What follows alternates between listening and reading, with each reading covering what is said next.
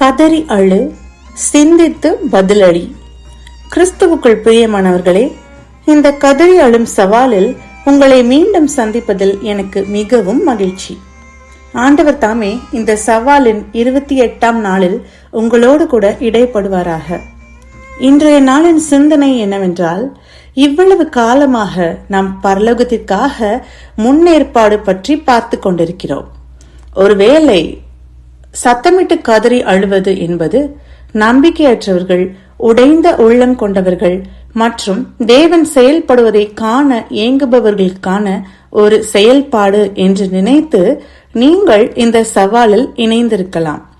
நீங்கள் சொல்வது தவறல்ல, ஆனால் சத்தமிட்டு கதறி அழுவது என்பது நம் இயேசு ராஜாவின் பிரசன்னத்தில் இறுதியாகவும் என்றென்றைக்கும் இருப்பவர்களுக்கும் உரியது என்பது உங்களுக்கு தெரியுமா? வெளிப்படுத்தின விசேஷ புஸ்தகத்தில் தேவன் தம்முடைய பிள்ளைகளுக்காக திட்டமிட்டிருக்கும் எதிர்காலத்தை பற்றிய ஒரு தரிசனத்தை யோவான் பெற்றார். அவர் இப்படியாக வெளிப்படுத்தல் 7ஆம் அதிகாரம் 9 முதல் 10 வசனம் எழுதியிருக்கிறதை நான் உங்களுக்கு வாசிக்கிறேன். நான் பார்த்தபோது, இதோ சகல ஜாதிகளும் கோத்திரங்களிலும் ஜனங்களிலும் பாஷைக்காரரிலும் இருந்து வந்ததும் ஒருவனும் எண்ணக்கூடாததுமான திரளான கூட்டமாகிய ஜனங்கள் வெள்ளை அங்கிகளை தரித்து தங்கள் கைகளில் குருத்தோலைகளை பிடித்து சிங்காசனத்திற்கு முன்பாகவும் ஆட்டுக்குட்டியானவருக்கு முன்பாகவும் நிற்க கண்டேன். அவர்கள் மகா சத்தமிட்டு, ரட்சிப்பின் மகிமை சிங்காசனத்தின் மேல் வீற்றிருக்கிற எங்கள் தேவனுக்கும் ஆட்டுக்குட்டியானவருக்கும் உண்டாவதாக என்று ஆர்ப்பரித்தார்கள் என்பதாகும். நீங்கள் தினமும் தேவனை நோக்கி கதறி அழுது கூப்பிடும் பழக்கத்தை மேற்கொண்டதினால் பரலோகத்திலும் உங்களுக்கு தேவையான ஆன்மீக பலத்தை வளர்த்து கொண்டிருக்கிறீர்கள். பரலோகத்தில் தேவனுடைய சிம்மாசனத்தின் முன் நிற்கும் போது உடல்கள் குணமாக வேண்டும் என்றும், தேசங்கள் எழுச்சி அடைய வேண்டும் என்றும், வழி தவறியவர்கள் பிதாவிடத்துக்கு திரும்ப வேண்டும் என்றும் நாம் கதறி அழ வேண்டியதில்லை. அப்போது நாம் இயேசுவை நேருக்கு நேர் காண்போம். அப்போது நம் குரல்கள் உலகத்தின் ஒவ்வொரு ஜாதி, கோத்திரம், மொழி மக்களோடும் சேர்ந்து பெரிய துதியின் குரலாக ஒலிக்கும்.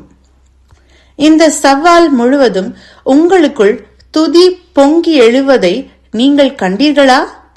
ஒவ்வொரு முறையும் அது நிகழும் போது நீங்கள் பரலோகத்திற்காக பயிற்சி செய்கிறீர்கள். உங்கள் சிந்தனைக்கு பதில் அளிக்கும்படி சங்கீதம் 146 வாசித்து சத்தமாக ஜெபியுங்கள். தேவன் செய்த எல்லாவற்றிற்காகவும் செய்ய போகிற எல்லா வாக்குறுதிக்காகவும் அவரை துதியுங்கள். ஒரு சிறிய ஜெபம் செய்வோம். அன்பின் பரலோக பிதாவே, இந்த கதறி அழும் சவாலின் 28ஆம் நாளில் சிங்காசனத்தில் வீற்றிருக்கிற பரிசுத்த தேவனை நோக்கி பார்க்கிறோம் ஐயா.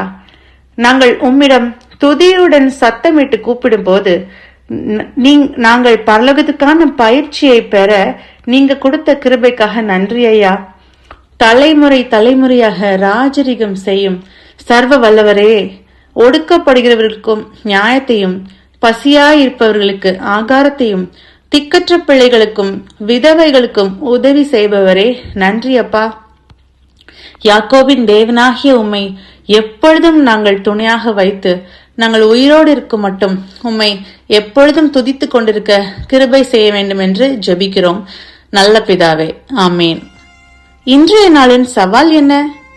பெண்களாகிய நம் சர்வ வல்லமையுடைய தேவன் செய்த எல்லாவித மகத்துவமான செயல்களை சிந்தித்து மிகுந்த ஆனந்தமாக அவரை துதித்து ஸ்தோத்தரித்து பரலோகத்திற்கு செல்ல ஒரு முன்னேற்பாடு செய்வோமா?